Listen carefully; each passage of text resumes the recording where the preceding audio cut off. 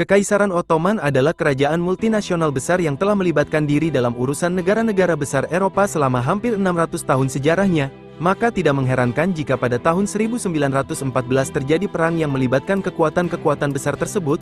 Kekaisaran telah mengalami kemerosotan ekonomi dan budaya dalam jangka waktu yang lama, dan menghadapi kerusuhan internal yang serius. Meski begitu, Kekaisaran Ottoman masih menguasai seluruh wilayah Turkiye modern dan sebagian besar Timur Tengah, dan masih bisa mengerahkan 1 juta tentara di medan perang. Gerakan revolusioner, Turki Muda, mengambil alih kekuasaan pada tahun 1908 dan mencoba melakukan reformasi sosial dan ekonomi, dengan keberhasilan yang beragam. Beberapa anggota gerakan, seperti Enver Pasha, Menteri Perang, mendukung gagasan nasionalisme pan-Turki dan bermimpi untuk membebaskan wilayah Asia Tengah yang terkait dengan etnis Turki dari kekuasaan Rusia. Dalam mewujudkan agenda ini, ia memperjuangkan masuknya Kekaisaran Ottoman ke dalam Perang Dunia Pertama di pihak Jerman dan Austria-Hongaria pada bulan November tahun 1914. Mimpi itu berubah menjadi mimpi buruk. Setelah 4 tahun berdarah yang panjang, perang tersebut berakhir dengan kekalahan total, dengan sekitar 700.000 tentara Ottoman tewas dan kekaisaran diambang kehancuran.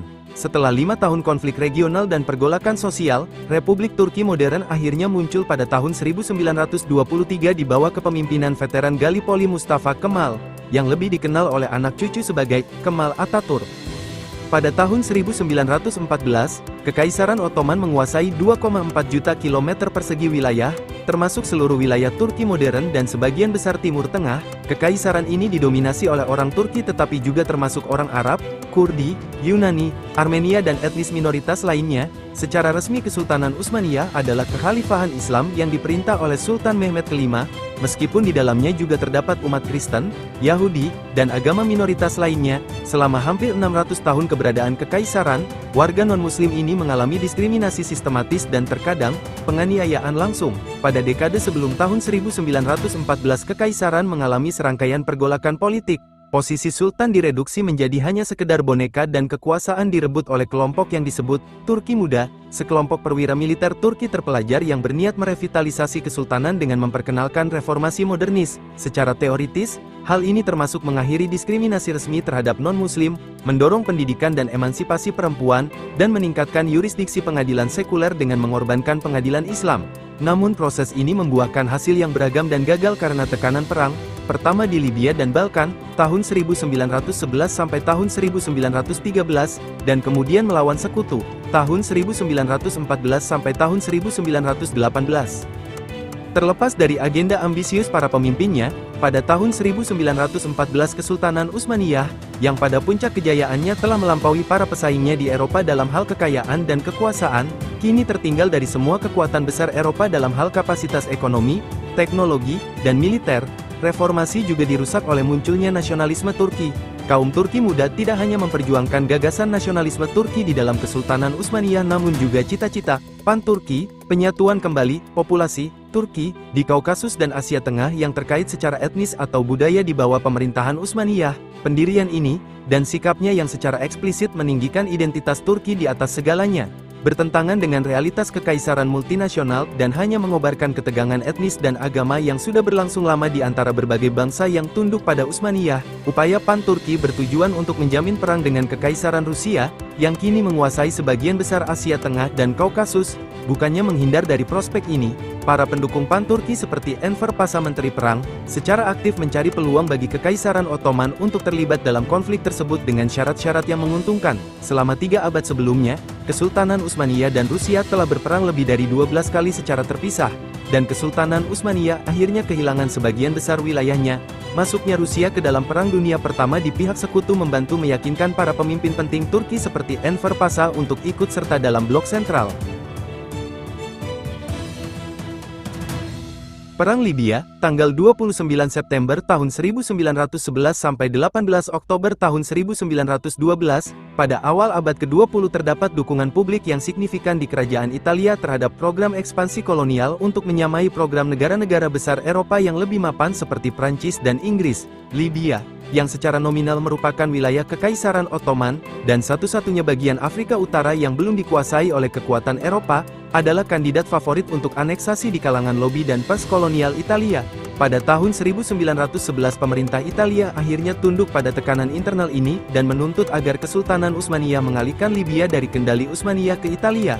Permintaan ini ditolak dan Italia menginvasi Libya pada bulan Oktober tahun 1911. Mereka juga menduduki kepulauan Dodekanese di Laut Aegea antara Yunani dan Turki.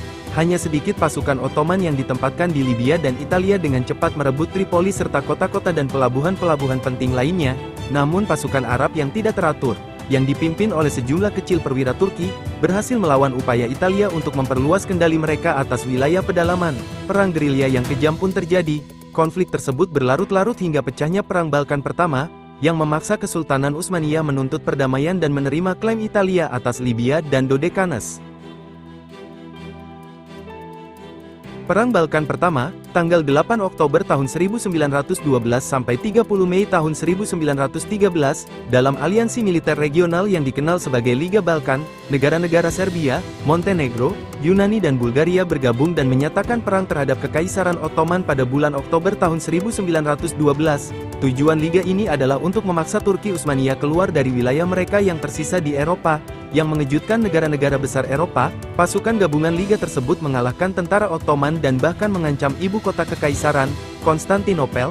Hal ini mendorong negara-negara besar untuk campur tangan dan memaksa liga menerima gencatan senjata untuk mengakhiri pertempuran.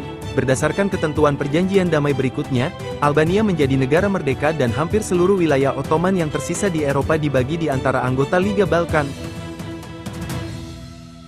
Perang Balkan Kedua, tanggal 16 Juni tanggal 18 Juli tahun 1913, Liga Balkan terpecah belah ketika Bulgaria bersikeras untuk mendapatkan bagian yang lebih besar di wilayah Utsmaniyah yang baru ditaklukkan.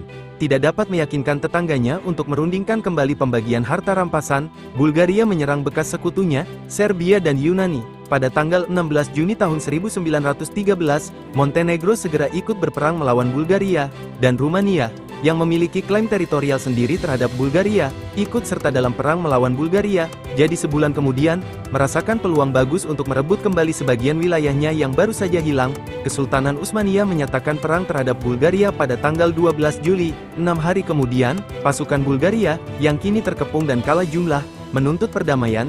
Bagi Bulgaria, kekalahan berarti perdamaian yang memalukan, dan hilangnya sebagian besar wilayah yang diperolehnya pada Perang Balkan Pertama. Kekaisaran Ottoman merebut kembali kota Adrianopel dan seluruh Thrace Timur. Namun hasil ini hanyalah sebagian penghiburan bagi Turki. Perang Libya dan Balkan telah menyebabkan 250.000 tentara mereka kehilangan nyawa, dan sebagian besar wilayah Ottoman yang mereka perjuangkan telah hilang selamanya.